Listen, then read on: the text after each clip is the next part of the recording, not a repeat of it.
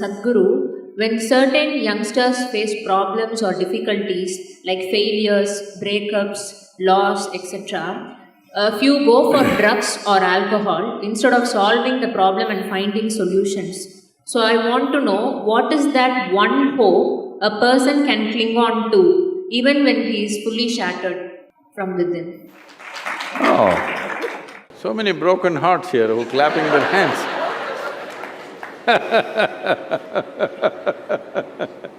So, when he is fully shattered, what can he do? The question is, do you want to allow yourself to be fully shattered? That's a question. And many things that don't work out in your early life, you will see later on, it is a great blessing.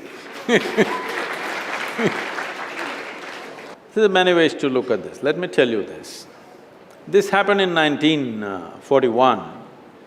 This is just when the Nazi movement was building up in Germany and in some parts of Europe.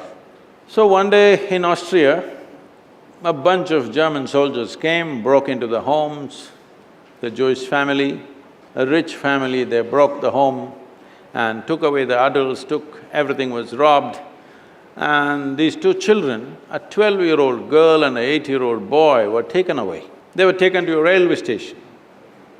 This is the month of November end, December kind of time, when it's becoming very cold.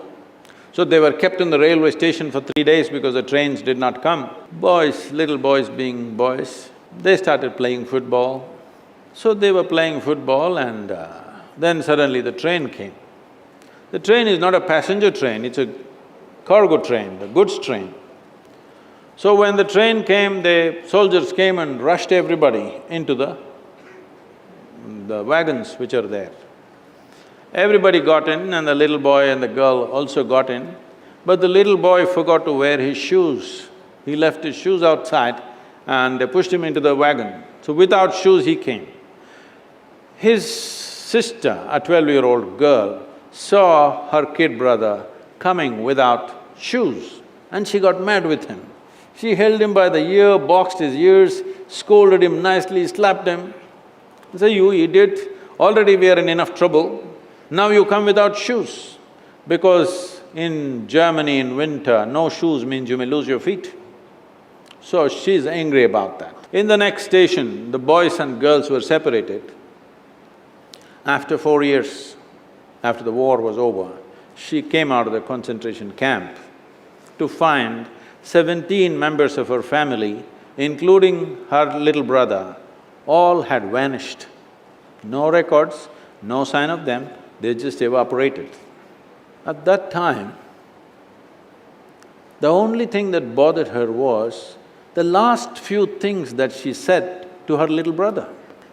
She loves her brother, but the last few things that she said to him were such terrible things, it rang in her mind and troubled her.